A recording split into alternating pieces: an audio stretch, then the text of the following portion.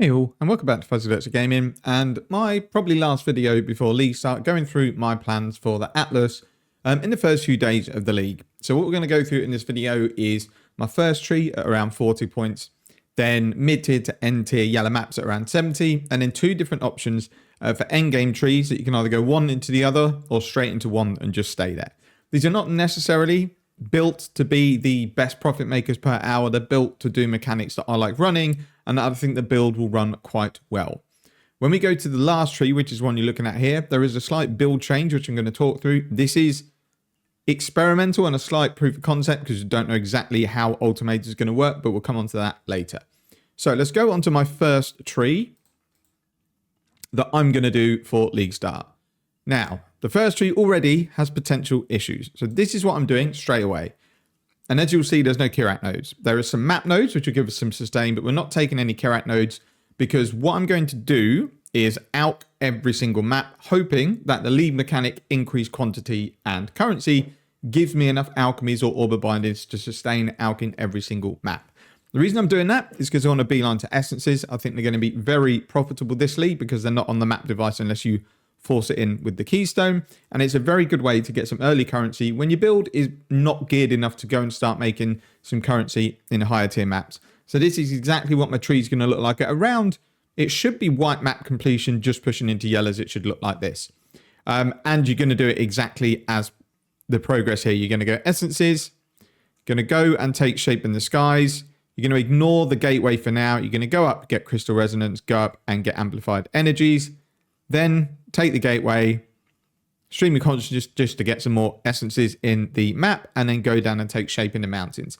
This is the first stage of my Atlas tree. It will be easily completable on a 4-link, but in trade, I'll definitely have a 5-link by now and hopefully a few bits of decent gear items to trivialize this sort of level of content. Once you've done that, if you follow the tree that I'm doing, you've then got the option, because you've got most of the essence nodes that you want early on. These ones here can make essences pretty tough, even in tier 1 scoured maps.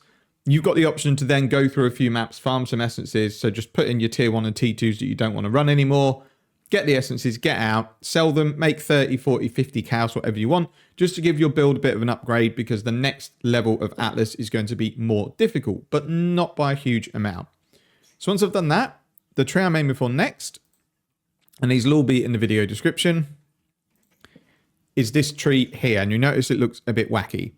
The reason being, I do think essences are going to be worth maybe the most they've ever been, because all of the meta builds pretty much rely on essences to craft their gear. It isn't on the map device unless you do lose quite a few points of your tree like I'm going to do here. So I'm hoping, because of the price of essences, this is going to be worth it for maybe a 3 to 4 hour farm to make a few divines to then get my build pretty much finished, to be honest. Other than an endgame bow, I can get all the other gear for the build. So what you're doing here is just an expansion from the previous tree. You're going to go and take 7th gate. And what this does is, if you have all of these gateways allocated, it allows you to put any map mod on the device with your chaos orb. So it doesn't have to be one that's available this league. Essence isn't available this league. I'm not sure whether it's going to be 2 chaos or 3 chaos, but it doesn't really matter. If it's a 2 chaos map mod, it adds 2 essences. If it's a 3 chaos map mod, it adds 3. So let's say it's 2. With your other essence, you get 3. We have a chance of pushing it up with stream of consciousness and some other nodes. So you get either 3 or 4 essences in your maps. So it is a lot of points. As you can see, it's 63 points, and we're still not taking any Kirak nodes, but we do have a couple of map nodes here. But we're not really that bothered about pushing our Atlas yet. We should have a good supply of maps that we don't want to run. So we're just going to put them in white, run them, put essence on the map device, and go.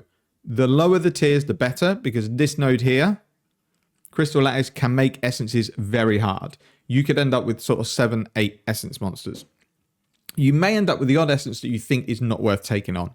So let's say you've already transitioned to crit, and you can see the essence monster has resistant to crit, cycles damage resistance, and life regen. You're probably realistically never chunking that essence's life, because half your damage isn't going to actually do anything, and then they're going to keep regenerating life. So do look very quickly at the mods, but in all honesty, I'll just pop them all, and if I can't do the essence monster, I'll run away, do the others, and then portal out the map. But I'm going to do this with every single chaos orb that I've got. When I run out, I'll then go and bulk sell some essences, and we'll start again and loop around until we've got a few divines. There's two reasons for doing this. It's not just for profit. It's because nearly all the gear I want to craft is going to be done with fractured bases and essences. At this point, I've got two options. If I want to rush Atlas completion, I'm going to go Wandering Path. If I don't, I'm going to go straight into Ultimatum. So let's look at the Wandering Path tree. So this is one of two options. Or you can actually go this Wandering Path tree, then respec into the final tree. But it's going to be quite a lot of Orbs of Regret to change between the 2 or 3 different trees. So it might be something you don't feel is worth the currency. So we'll go and load up Atlas Push Tree. So this is where I'm going to go and make sure that I can comfortably do my Atlas very, very quickly. If I decide I want to do that, this is the tree I'm going to go for, but I know I'm probably going to need to respec because we're dropping, as you can see, all of the essence nodes, and later on I'm actually putting them back in again. If you wanted to do this from your essence tree, you just take Wandering Path with your next 2 or 3 points. Then with every point you get after that, you want to go to these connecting map nodes until you have a 100% chance for a monster to drop a connecting map. Let me just move me, actually. I'm sort of in the way. Let's put me down here. Once you got 100%, you then go in duplication nodes till you've got around 30. Then you're going to take these altar nodes here. All the time you're doing this, you're then unspecking essences when you can. So you'll get Regret Orbs from doing Maven encounters, you'll get them from maps. I'm going to be doing the lead mechanic, which I haven't mentioned, which I should have, in every single map. So I'm hopefully swimming in currency. So I'll have enough orbs I'm making to get rid of all of the essence nodes because we're going to put them back on a bit later. But this is kind of the tree I'm going for. And I don't want to add any more points because the more I add in, the more I'm going to have to take off when I go to my final map. So the idea of this is, as you can see, we're taking some Kirat nodes as well. So with its base chance, I think we should have around 20% chance of Kirat to grant a mission on map completion, which is really nice because then we can fill out the odd map if we don't get any, or we can cycle through them to try and get unique maps that we need to get for our Atlas completion, Guardian maps, Conqueror maps, anything that can get us any currency. These really, really stack up if you're doing a strategy that actually kills the map boss. The reason these are in here is because you may decide you want to do an altar farm setup because it looks like Jungle Valley is tier 14, which is great news because this is the map we want to run. If you need more details about this sort of farm, just YouTube it. There's lots of people who explain kind of the Jungle Valley no boss spawn altar farming. You can then stay on this strategy for as long as you want, really, because it is going to bring you steady income, but maybe not an insane amount of profit, and it's not a huge amount of fun. You'll also notice on here I have added in ultimatum nodes, so these don't quite work yet until the league starts. So notice our ultimatum chance is 6 times 5, which is 30. Wandering Path doesn't work with these nodes yet, so that takes it up to 60. You get 8% base chance, which is 68, plus Stream of Consciousness, I think, is basically another 4. So you're going to get ultimatum in pretty much 3 out of 4 maps, and it's my choice as to whether I do them. I think what I'm going to do is if I get ones that are kill enemies, I'll do the ultimatum. If not, I will ignore it. I just wanted to put some more points in that actually work towards my main tree, and ultimatum is going to be on my main tree. So I'm adding ultimatum in last of all, and it gives me the option to do one every now and again in maps if I want to.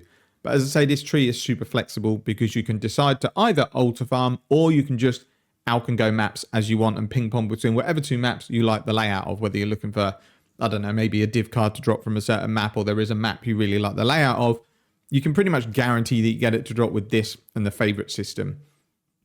So by this point, you should have killed a T16 map boss, both your introductory Eater and Exile, and ideally a Conqueror, a Guardian, and a Shaper Guardian. So that'll give you 6 favorite slots. So all you would do is whatever map you are running, you'd favorite that, and then you'd also favorite the connected map. It's fairly simple. I don't know if I'm going to do this yet. It depends whether I've really got an urge to rush my Atlas. But what we'll do is go on to my final tree, which is this here. Now, be warned, this is going to be quite rippy, I think. All I wanted to do was try and combine the mechanics that I like to do, and that is Essence, Delirium, and Ultimatum. But it could be very, very squishy. So don't do it until you've got a character where you're actually not that bothered about getting higher levels. You're also going to have to leave the odd essence monster. The reason I'm doing this is I want to run these maps essentially white. We're still going to do the lead mechanic. And then what that quantity, rarity, and currency does, hopefully, that gets released from the lead mechanic, basically makes the monsters to a standard of a rare map, but without me having to roll Rippy mods. Ultimatum rewards, I don't think have any way get affected by your map mods. I don't think the Delirium rewards do either, that grow across the bar, and Essences don't as well. So the idea with this tree is that we just focus on mechanics that don't really care what modifiers are on the map. And then if you can make them rare and run them, it's obviously going to be way more profitable, but I think that's going to be pretty tough. So I'm going to use this to gauge how good my character gets. So I'm going to start with this in white maps. And then if I find it quite comfortable, we'll then maybe start doing rare maps, like easier red maps. And then if it's still fine, then we'll just out and go any single rare map that we get. And then at that point, you might then drop essences because they can be super, super rippy in a rare map. And you might put something else in, maybe Big Bomb Expedition for a couple of nodes or just some more map nodes or whatever you wanted to do. You can maybe even add in these boss map drop nodes here instead of essence. But I just want something that every little bit I do in that mechanic is going to be profit. Now, I know Delirium Orbs are not particularly expensive early on, but Cluster Jewels are, so it should balance out. And I will actually probably just keep my Delirium Orbs for when they go up in price and then sell them later on. So again, we're taking Stream of Consciousness. I'm also blocking lots of mechanics to give Ultimatum and Delirium and Essences more chance to spawn. So some maps you won't get anything. Some maps you might get an Ultimatum. Some maps you might get Ultimatum and Deli. So I don't know how Deli interacts with the lead mechanic. If you run through a Deli mirror, does that Deli follow through to the undergrowth? I don't know. We'll find out.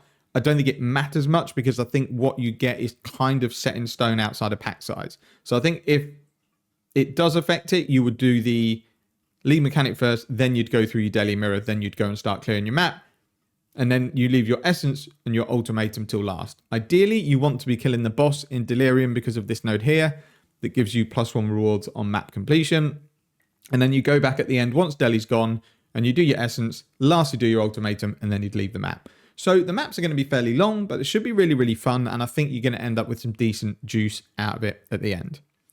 The last thing to note on this mechanic is you will notice I've taken a few nodes on Ultimatum that look like it's going to make it more difficult.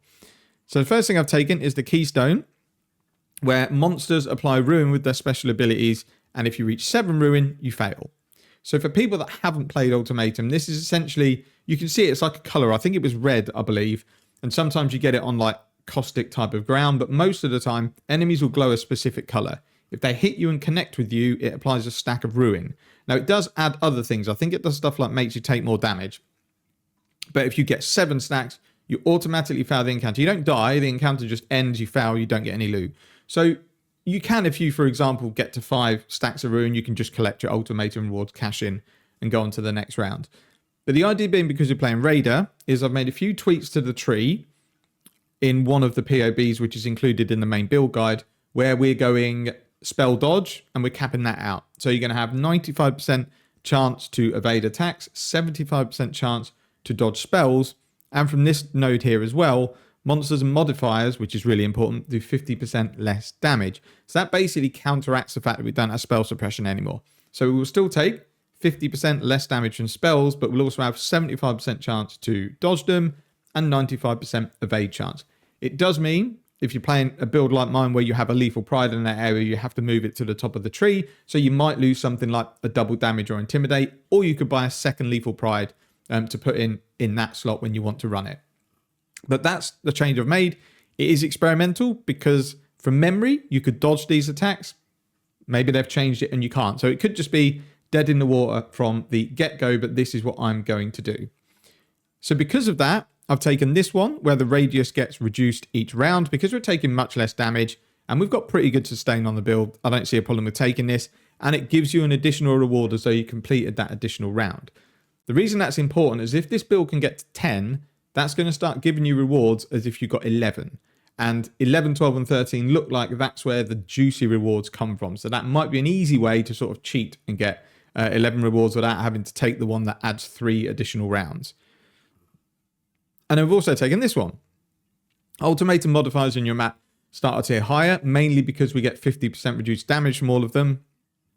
And it means ultimatum rewards in your map have basically 1 in 4 chance to get duplicated, and your rewards stack from what I remember. So if in round 1 you get an alchemy orb, and in round 2 you get 3 chaos orbs, and in round 3 you get a gem cutter's prism, you get all of those rewards. So if you get to say, you decide you're going to stop it once you've done tier 8, 2 of them rewards on average are going to get duplicated. So it's a no-brainer to take, especially when we're mitigating the damage from those ultimatum modifiers.